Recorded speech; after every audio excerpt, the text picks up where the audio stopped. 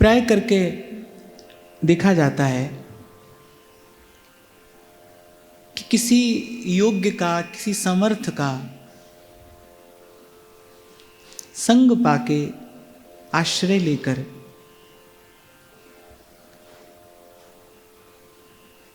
अयोग्य और अनधिकारी भी उत्तम स्थान पर पहुंच जाता है।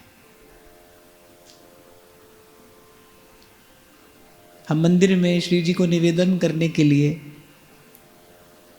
एक कमल पुष्प लेकर जाते हैं, तो वो फूल वाला पलाश के पत्ते में वो कमल पुष्प लपेट कर देता है। अमनिया भी श्री जी के लिए लेकर जाते हैं तो वो दोना में लेकर जाते हैं।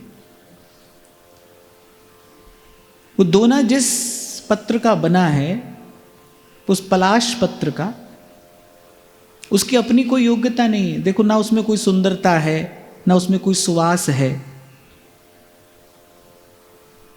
पर लेकिन उस फूल का संग पाके वो भी बिल्कुल निज मंदिर में श्री जी के चरणों तक पहुंच जाता है।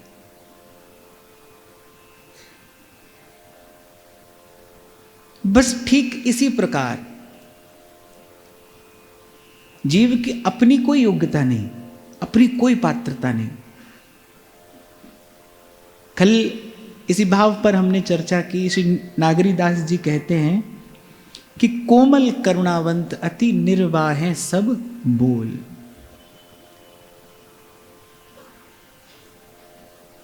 गुरु संत आचार्य अपने स्वरूप से, अपने स्वभाव से शरण में आए जीव पर कृपा करके, यद्यपि वो अयोग्य है, अनधिकारी है, परंतु फिर भी उसे भगवत चरणारविंद की प्राप्ति करा ही देते हैं।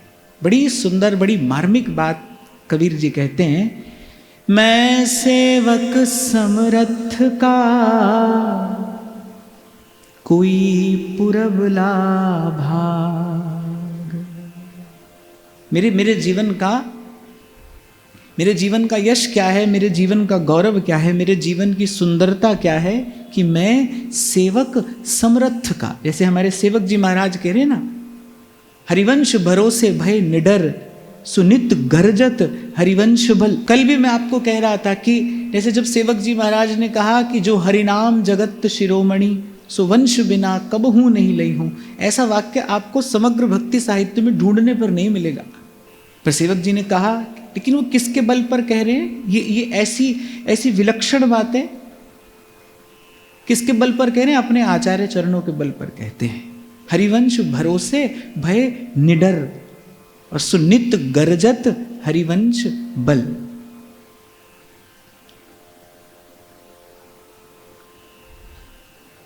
और कल भी एक छोटी सी बात मैंने विराम के क्षणों में आपको निवेदन की थी कि जब तक भय है तब तक न तो आनंद है, न प्रसन्नता, न शांति, न चैन। और 5 प्रकार के भय जीव के साथ ही लगे हैं। जब तक जीव निर्भय नहीं होगा तब तक सुखी नहीं होगा। कितना भी साजो सामान जुटा ले पर प्रसन्न नहीं होगा। और निर्भयता केवल किसी समर्थ की शरणागति से ही संभव है। हम अपने जीवन में भी देखें, हम कभी इतने समर्थ नहीं हुए कि हमें किसी अन्य के आश्रय की आवश्यकता ना हो। हम छोटे थे, शरीर की अवस्था जब कम थी तब माता पिता की आवश्यकता थी। फिर बड़े हुए तो फिर किसी और की आवश्यकता हुई। अरे धनी व्यक्ति भी अपने धन से ही तो थोड़ी देर के लिए निर्भयता की अनुभूति करता है, उसे भी किसी अन्य की आवश्यकता तो है। कैसे जब ध्रुव जी का वो क्षात्र तेज जगा, जब विमाता ने अपमान किया, क्षत्रिय तेज था, तुम अपमान सहन नहीं कर सकता। ये क्षत्रिय का गुण है, क्षत्रिय का रक्त ऐसा है कि वो मृत्यु स्वीकार करता है लेकिन वो अपमान स्वीकार नहीं कर सकता। तो वो नन्हा सा बालक लेकिन विमाता द्वारा किए हुए उस अपमान को नहीं झेल सका कि मां ने खींच कर पिता की गोदी से उतार दिया। पर वो जननी जो परम भक्ता थी, उसने कहा कि बेटा, विमाता न भी उतारती तो भी यदि तू राज सिंहासन पर बैठता तो एक दिन मृत्यु तो तुझे वहां से उतार कर नीचे गिराती। मृत्यु का भय तो जीव को है ही। तो यदि कोई ऐसा स्थान चाहता है ना जहाँ बिल्कुल भय ना हो, जहाँ तो बिल्कुल निर्भय हो जाए, तो ऐसा स्थान तो बस नारायण के चरण कमल हैं। ऐसा स्थान तो नारायण के चरण कमल रूपी परम पद है। यदि बिल्कुल निर्भय स्थान प्राप्त करना है तो फिर जा नारायण का भजन कर, फिर भगवान का भजन कर। अच्छा, ध्रुव जी निकले, ध्रुव जी को नारायण मिले, क्यों? क्योंकि ध्रुव जी को निकलते ही नारद जी मिल गए थे। समर्थ गुरु मिला, समर्थ आचार्य मिला, जिसने ध्रुव जी को बिल्कुल सीधा मार्ग बता दिया कि बेटा इस रास्ते जाना, यहां इस रास्ते जाने से भगवान मिलते हैं। गुरु की कृपा से ध्रुव जी को उस अत्यंत अल्प अवस्था में उस देव दुर्लभ पद की प्राप्ति हुई। इसीलिए कल हमने विशद रूप से इसी बात पर, इसी भाव पर चर्चा की कि भाई अपनी ओर देखें फिर तो अज्ञता भी है और असमर्थता भी है। जानते भी नहीं, मार्ग भी नहीं जानते, और जान भी जाएं तो भी उस पर चलने की सामर्थ्य नहीं है। मैं बड़ी विनम्रता पूर्वक आपको कहूं, कोई बड़ा बुद्धिमान हो और मान लो समझ भी जाए, राधा वल्लभीय संप्रदाय पर अनेक विद्वानों ने थीसिस किया है, रिसर्च किया है, शोध किया है, बड़े बड़े मोटे मोटे ग्रंथ लिख डाले, लेकिन वो बड़े बड़े ग्रंथ लिख डालने पर महाप्रभु के रस में प्रवेश हो जाए कोई आवश्यक बात नहीं। व्यक्ति बुद्धि से समझ सब जाता है लेकिन उस वस्तु को प्राप्त नहीं कर पाता है। समझ आ जाती है, बड़े बड़े मेधावी लोग हैं, बड़े बड़े प्रज्ञावान हैं, मैंने पढ़े हैं, उनके शोध प्रबंध पढ़े हैं और बड़ी अच्छी बात उन्होंने लिखी, लेकिन वो बात कहने वाला, सुनने वाला, लिखने वाला, समझाने वाला उस बात को वस्तुतः अनुभव कर चुका हो, ये कोई आवश्यक नहीं। अरे मधुसूदन सरस्वती पाद ने अपने पांडित्य से, अपनी विद्या से सारे विद्वानों को धूल चटा दी, दिग्विजयी पंडित हैं, लेकिन ठाकुर जी ने एक क्षण में आकर दिखा दिया कि भाई आपके चित्त की स्थिति तो अभी द्वंद्व में ही है। आप द्वंद्वातीत की बात कितनी भी करते रहो, लेकिन आपको उस निर्द्वंद अवस्था का अनुभव तो है नहीं। आप जानते तो है नहीं कि वो निर्द्वंद अवस्था होती कैसी है। तो कहने वाला, सुनने वाला, समझाने वाला, लिखने वाला, बताने वाला उसे अनुभव भी कर चुका हो, ये कोई बहुत आवश्यक बात नहीं है, ये कोई आवश्यक नहीं है। तो कबीर कहते हैं, मैं सेवक समरथ का कोई पुरब लाभा, सूती जागी सुंदरी साईं दिया सुहाग। सदगुरु ने मेरी सोई हुई उस चेतना को जगाया। सूती जागी सुंदरी और साईं दिया सुहाग, और मोहे सुहागन कीनी, मुझे जन्म जन्म का ये अटल अखंड सौभाग्य प्रदान किया। महाराज वाणी में बड़ी सुंदर बात लिखते हैं, चतुर्दिशा कीनो बल अपनो, सिर ऊपर कर तार्यो, कृपा कटाक्ष अवलोकन कीनो, दास को दुख बिदार्यो, दास को दुख बिदार्यो, जो मांगे ठाकुर अपने से, सोई सोई दे है। इसीलिए बार बार अनेक अनेक उदाहरण देकर, अनेक अनेक विधियों से, युक्तियों से एक ही बात आप तक पहुंचाने का प्रयास किया जा रहा है कि भाई जब तक आपका शरण्य समर्थ नहीं होगा तब तक शरणागति भी निष्फल प्राय है। कल हमने शरणागति पर चर्चा की कि भाई सब संतों की बात पढ़कर सुनकर यही समझ में आता है कि हम जैसे दुर्बल जीवों के लिए तो शरणागति एक प्रकार का मार्ग है। ना तो हम मार्ग जानते हैं, और जान भी जाए तो चलने की सामर्थ्य नहीं है। लेओ ध्रुवदास जी ने हमें बता दिया, बंकट घाटी नेह की कोई बिरला उतरे पार। इन रसिकाचार्यों ने अपनी वाणी में बिल्कुल स्पष्ट खोल कर बता दिया है कि भाई ऐसा है प्रेम का मार्ग। पर जान लेने पर भी हमें चलने की सामर्थ्य कहाँ है? चलने की सामर्थ्य नहीं है। हम तो भाई किसी योग्य का, किसी सबल का, किसी समर्थ का संग पाकर, आश्रय पाकर ही अपने टिकाने पहुंच सकते हैं। तभी सूरदास कहते हैं, सूर कहा कहे द्विविध आंधरो, बिना मोल को चेरो, साधन और नहीं या कली में, जासो होत निवेरो। इसी का विचार करके जब जिस काल में, जिस युग में स्वयं प्रभु इन कृपालु दयालु आचार्यों का विग्रह धारण करके प्रकट हुए हैं, अस्मदादि जीवों को अपने चरणारविंद की शीतल छाया प्रदान करने के लिए। इसीलिए भक्तमालकार कहते हैं, और जुगनते कमल नयन, कलिजुग बहुत कृपा करी। इस युग में प्रभु की विशेष कृपा है, विशेष करुणा। मैं उस दिन भी आपसे कह रहा था ना, यदि किसी को भजन करना हो ना, तो ये स्वर्णिम युग है। बड़े थोड़े से अल्प से प्रयास से बहुत बड़ी श्रेष्ठ, बड़ी उत्तम उपलब्धि यहां पर हो जाती है, थोड़े से प्रयास से, थोड़ा सा प्रयास। और फिर एक बार फिर से श्री जी के चरणों का धन्यवाद करते हुए, उनके श्री चरणों में पुनः पुनः प्रणाम करते हुए, कृतज्ञता व्यक्त करते हुए कि हमें ऐसे समर्थ आचार्य की शरणागति मिली है, जो डंके की चोट पर कहता है, जो डिमडिम घोष करते हुए कहता है कि कोटि कोटि अपराध मैं खेवी, आगले पिछले। देखो, गुरु की शरण में कोई जाए, समर्थ गुरु हो तो भी वो कहेगा कि बोले बेटा पीछे तो जो किया सो किया, पर आगे सावधान रहना। गुरु ऐसा तो कहता ही है ना कि भाई जो किया सो किया, पर आगे सावधान रहना। पर ऐसा दयालु, ऐसा कृपालु स्वयं प्रेम के अतिरिक्त और कौन हो सकता है कि महाप्रभु कहते हैं कि कोटि कोटि अपराध मैं खेवी, आगले पिछले, पिछले भी और अगले भी। अर्थात जो शरण में आया है उसे चिंता की आवश्यकता नहीं है, उसे अब किसी प्रकार का कोई भय नहीं है। इसलिए छोड़िए नहीं, आचार्य के चरण नहीं छूट जाएं, हमें तो इन चरणों की छांव में ही रहना है। एक स्थिति ऐसी होती है जब बालक को कोई खिलौना नहीं सुहाता, उसे माँ का दिया कोई खिलौना नहीं सुहाता, ना उसे माँ के हाथ का बना भोजन चाहिए ना कुछ और, उसे तो केवल माँ चाहिए, बस माँ चाहिए, उसे केवल माँ चाहिए। ऐसे इसी प्रकार संत लोग चेता रहे हैं आपको, भाई भजन भजन सब कोई कहे, पर अगम भजन की घात।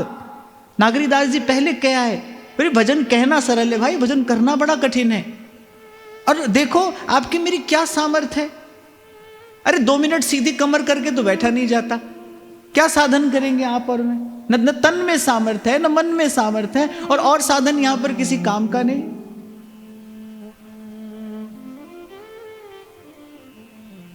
यहां तो लिपट जाइए आचार्य के चरणों से, और जैसे सहजो बाई कहती है ना, मारो झिड़को तो नहीं जाऊं, और सरक सरक तुम ही पे आओ। मारो झिड़को तो नहीं जाऊं, मारो झिड़को अर्थात कभी कभी हो जाए, ऐसी स्थिति आएगी भजन में नहीं लगेगा मन, बड़ा रूखा सूखा हो जाएगा मन, आप कुछ करना चाह रहे हो पर आपसे नहीं बन पा रहा है। ऐसी जब प्रतिकूल स्थिति आए ना, बस उस स्थिति में भी मैं कहता हूं माला छूट जाए किसी दिन सेवा बिना बन पड़े आपसे, पर मैं कहता हूं हृदय से मन की वो जो तार है ना, वो आचार्य के चरणों से जुड़े रहिए। और मैं आपको अपने थोड़े से अनुभव के आधार पर निवेदन कर रहा हूं, विनम्रता पूर्वक कह रहा हूं, ऐसा समय बार बार आता है, एकाएक मन में उच्चाटन हो जाएगा, एकाएक नहीं लगेगा मन। आप खूब कारण खोजना कि भाई क्या हुआ, कल तो बड़ा अच्छा था, कल तो सब बिल्कुल ठीक था, बड़े आनंद से सेवा कर रहे थे, भजन कर रहे थे, आज एकाएक पता नहीं क्या हुआ।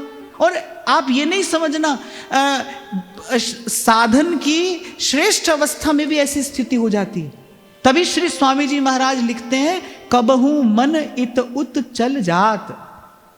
स्वामी जी कह रहे हैं ये बात, रसिक अनन्य नृपति, जिनके लिए व्यास जी कहते हैं ऐसो रसिक हुओ नहीं है भूमंडल आकाश। विधेय अवस्था को प्राप्त हुए आचार्य आपको और मुझे समझाने के लिए तो कह रहे हैं, चेताने के लिए तो कह रहे हैं, कबहू मन इत उत चल जात। आप ये नहीं समझना कि आरंभिक अवस्था में ऐसा होगा, देर तक ऐसा होगा, दूर तक यही चलेगा, बिना कारण मन में विक्षेप हो जाएगा। इसीलिए हो सकता है किस दिन माला नहीं हो, किस दिन सेवा नहीं हो, किस दिन भजन नहीं हो, पर एक भाव नहीं छोड़ना कि हम आचार्य के शरणागत हैं, महाप्रभु की चरण शरण बनी रहे। केवल इसी बल पर प्राप्ति है।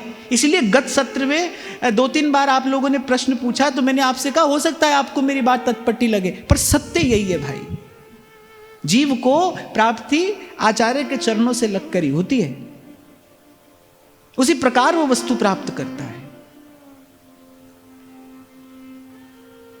और जैसा उस दिन मैं आपको निवेदन कर रहा था ना, एक भाव का संग हम सतत करते रहे। सतत सत्संग किस प्रकार होता है, सतत सत्संग की विधि क्या है? सदा सत्संग, सतत सत्संग, सत्संग तो हमारे जीवन में भी है, पर सतत सत्संग कैसे हो? सतत सत्संग अर्थात इस श्रेष्ठ भाव का संग हम सदा करते रहें। सदा अपने मन को बताते रहिए, सदा इस बात का स्मरण करते रहिए, चिंतन करते रहिए कि मैं अपने आचार्य की चरण शरण में हूं। हम महाप्रभु जी के चरणों की छांव में बैठे हैं, हम जो कर रहे हैं उनके चरणों की छांव में ही कर रहे हैं। हमारे सर पर कोई समर्थ है। अरे तन मन उत्साह से उल्लास से भर जाता है। संसार में भी आप देखो, तन मन उत्साह उल्लास से भर जाता है जब आपको किसी सबल और समर्थ का संग मिल जाए। किसी बड़े आदमी से संबंध हो जाए, किसी ऊंचे पद पर प्रतिष्ठित व्यक्ति से संबंध हो जाए, तो व्यक्ति कैसे बाजार में अकड़ कर चलता है कि नहीं चलता है? उसको लगता है कि मेरे सर पर कोई सबल व्यक्ति है। ऐसे ही जिस दिन मन इस बात को स्वीकार कर लेता है, जिस दिन इस बात की स्वीकृति हो जाती है कि मैं शरण में हूं, और किसकी शरण में हूं? समर्थ की शरण में हूं।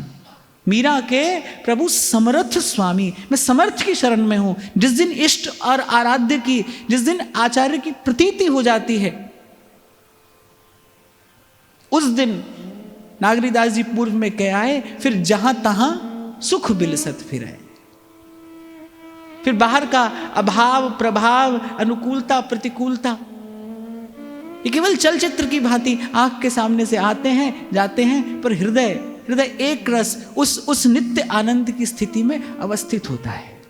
और सब रोग की औषध एक यही है,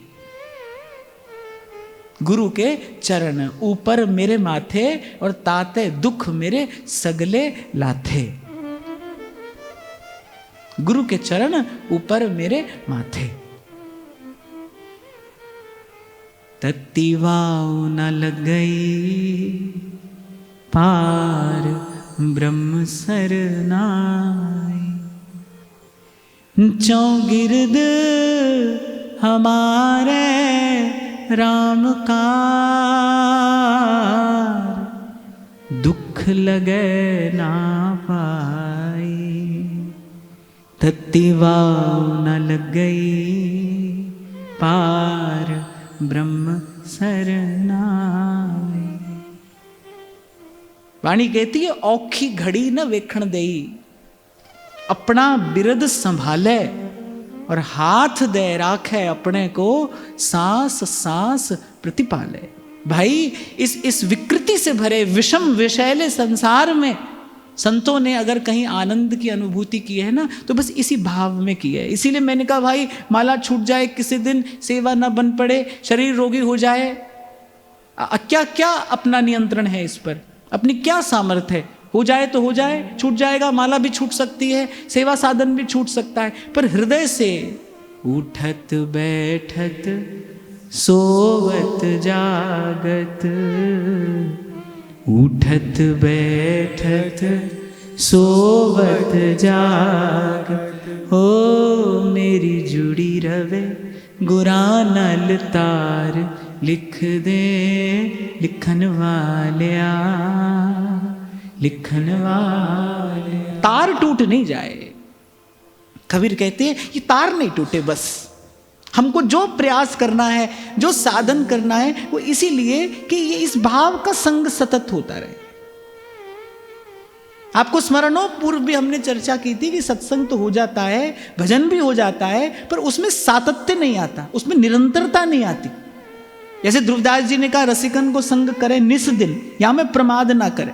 निस दिन भजन, निरंतर भजन, उसमें प्रवाह मानता नहीं आती, होता है फिर नहीं होता है, फिर अधिक होता है कम होता है। अरे भाव जब तक स्थिर ही नहीं होगा, पुष्ट कैसे होगा?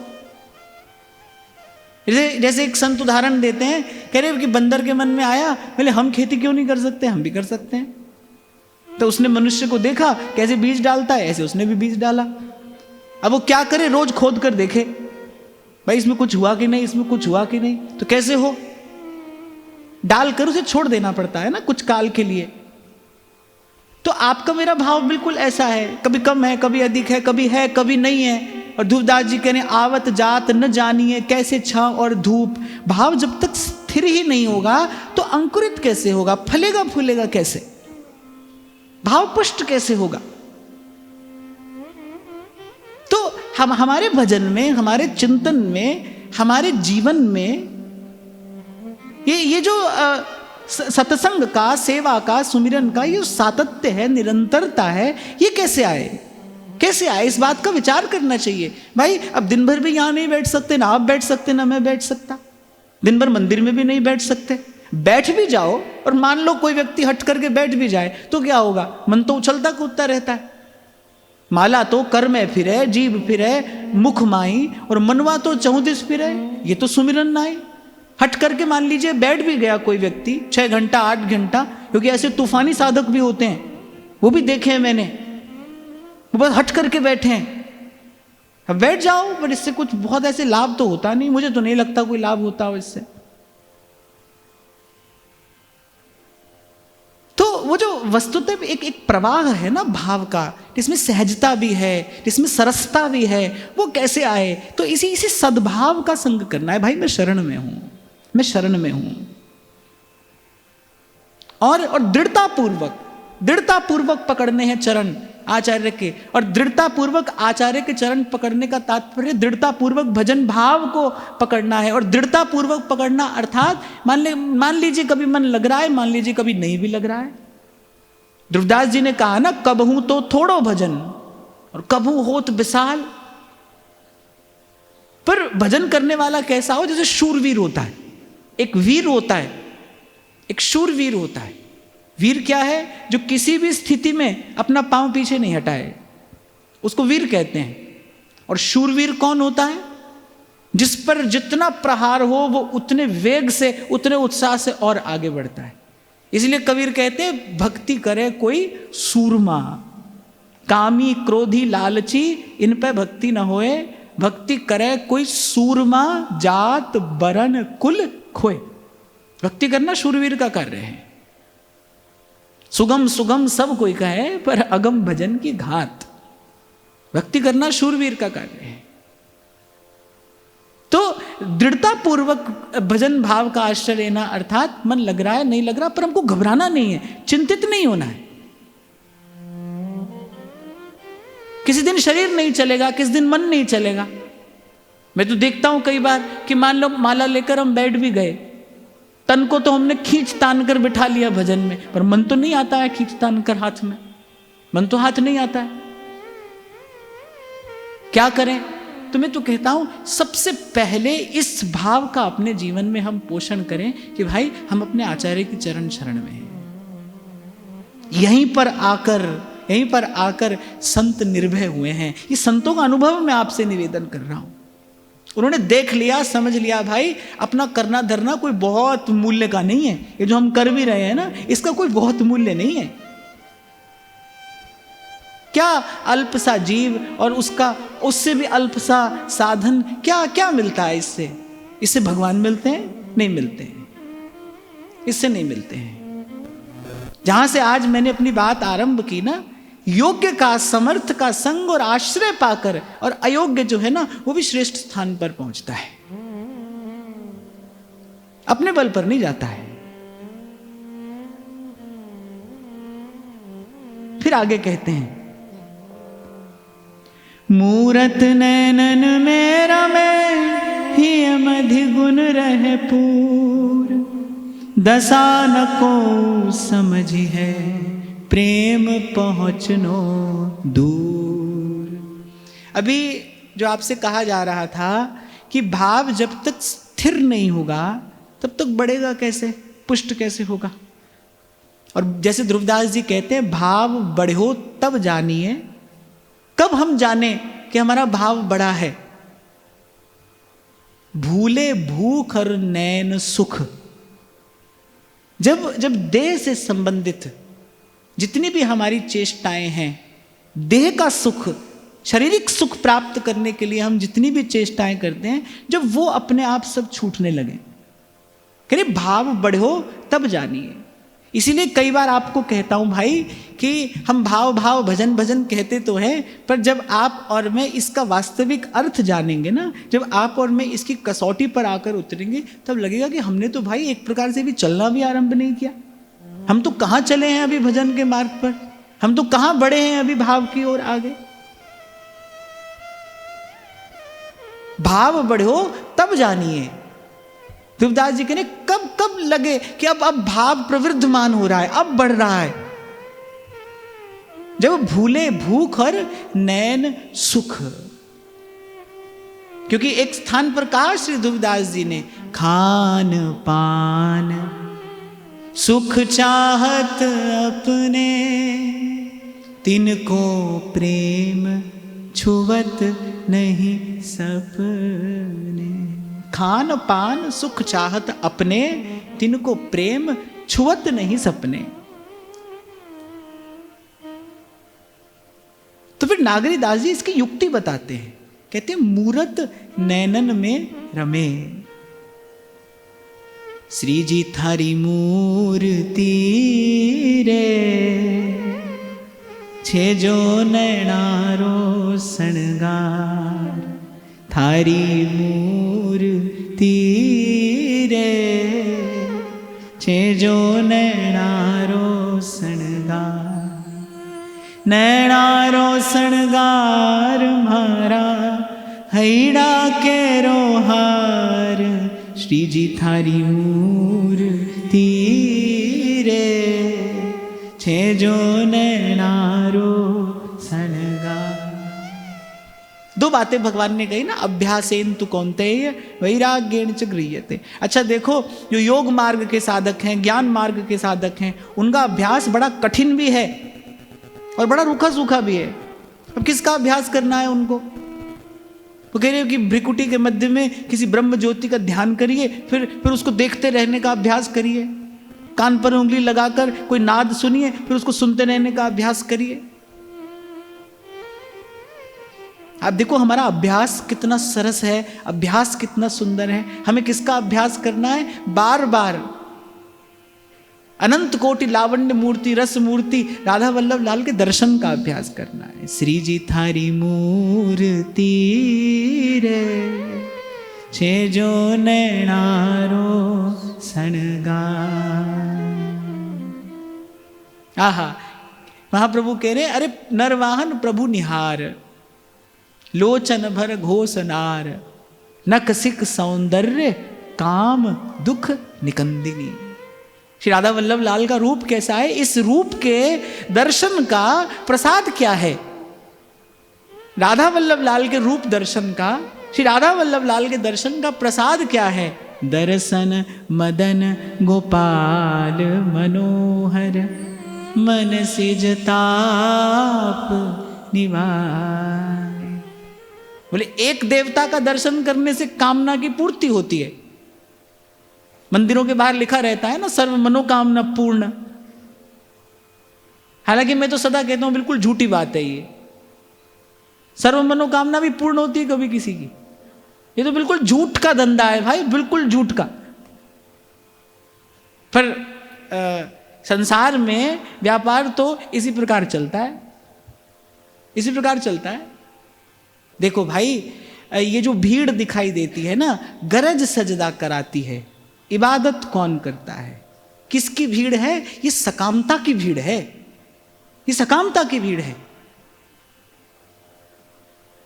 ये शास्त्रीय विधान है। आप इसको कोई मेरी व्यक्तिगत सोच मत समझिए कि मंदिर में केवल एक ही देवता प्रतिष्ठित होना चाहिए। मंदिर किस लिए होता है? मंदिर इसलिए होता है कि जहां जाते ही बिखरा हुआ मन सिमट जाए। वो जो स्थान बनाया जाता है वो इसी भाव से बनाया जाता है। मंदिर में बैठकर आपको क्या करना है? पूजा करनी है, अर्चना करनी है। अर्चना बिखरे हुए मन से नहीं होती है। सबसे पहले तो वो स्थान इस प्रकार बनाया जाए कि उस स्थान में प्रवेश करते ही आपका बिखरा हुआ मन सिमट जाए। अब आप क्या करते हैं, मंदिर ही आप ऐसा बनाते हैं, मंदिर में कुछ लोग तो मैंने देखा वो तो कुछ छोड़ते ही नहीं।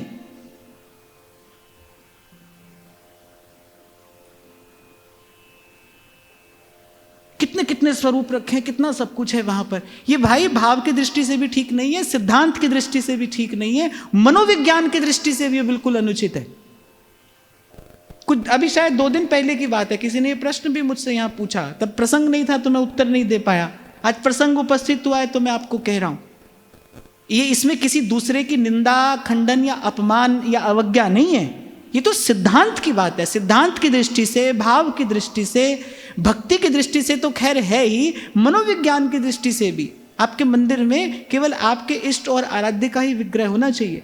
आप देखिए हमारे महाप्रभु जी ने, वो सच्चे अर्थों में युगल उपासक हैं, लेकिन फिर भी जब विग्रह प्रतिष्ठित किया तो वो 2 मन मिल एक है भय, राधा वल्लभ लाल। चलो खैर ये तो प्रसंग आया तो मैंने आपसे कहा, पर मैं ये कह रहा था कि एक देवता का विग्रह ऐसा है जिसका दर्शन करने से कामना की पूर्ति होती है, पर राधा वल्लभ लाल का दर्शन करने से कामना की पूर्ति नहीं, मनसिज ताप निवारे, कामना निवृत्त होती, कामना नष्ट होती है। और भाई ये तो वृंदावन के रसिकों का अनुभव है ही, हो सकता है आपने भी कभी सौभाग्य से इसका अनुभव किया हो कि थोड़ा थोड़ा श्री जी की कृपा से कभी हुआ इस बात का अनुभव कि कभी सोचते भी थे ना कि आज मंदिर में जाकर श्री जी से ये कहेंगे। किसी दिन मन में आ भी जाती थी कोई बात, भाई आज श्री जी के सन्मुख होंगे, आज दर्शन करेंगे तो ये कहेंगे, पर वो सब मार्ग में ही रहता है। जैसे ही राधा वल्लभ लाल के सन्मुख जाते हैं तब कुछ याद नहीं होता, तब ना कुछ कहना है और ना कुछ सुनना है, बस निरखूं श्री राधा वल्लभ लाल को। तो राधा वल्लभ लाल के दर्शन का तो प्रसाद ही यही है, न किसिक सौंदर्य काम दुख निकंदिनी। और हमने तो भाई अनेक अनेक बार इस पर चर्चा की कि संसार के रूप का आकर्षण शिथिल हो, हमारा मन संसार के रूप की तरफ बार बार आकर्षित न हो, बार बार उस कांटे की झाड़ी में जाकर ना उलझे, ये मन की चदरिया। संसार का रूप कैसा है? ये संसार कांटों की बाड़ी, उलझ उलझ मर जाना है, उलझ उलझ मर जाना है। अरे जगदम्बा जानकी का मन भी यदि गया ना उस सोने के मृग में, कितना कष्ट उठाना पड़ा। श्री रघुनाथ जी से दृष्टि हटी, वो दौड़ता हुआ सोने का मृग, वो बड़ा बड़ा आकर्षक, बड़ा सुंदर।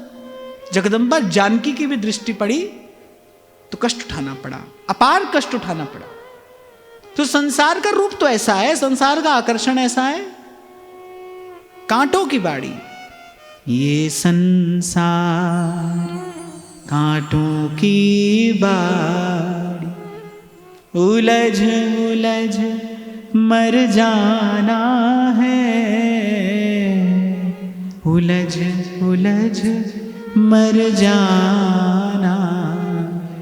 सोने की रत्न जटित डिबिया में विष रखा हो तो वो खाने के योग्य थोड़ी हो जाता है। डिब्बी बड़ी सुंदर है, बड़ी मूल्यवान मूल्यवान रत्न जड़े हैं उस डिबिया में, पर है क्या? भीतर विष है। संसार का प्रत्येक रूप ऐसा ही है, मूल्यवान डिबिया में पड़े विष जैसा। डिबिया के मूल्यवान होने से विष ग्रहण करने योग्य नहीं होता। कहत कबीर सुनो भई साधो, सतगुरु नाम ठिकाना है, सतगुरु नाम ठिकाना है। तो हमारे महाप्रभु जी ने, हमारे आचार्य ने, हमारे गुरुजनों ने जो हमें मार्ग दिया है कि राधा वल्लभ मुख कमल निरख नयन हरिवंश, और इसी भाव से श्री जी के सन्मुख हो कि मन का जो मैल है, मन का जो कलुष है, मन की जो कामना है, जो वासना है, इसकी निवृत्ति पुनः पुनः दर्शन करने से ही होगी। निरखूं श्री राधा वल्लभ लाल को।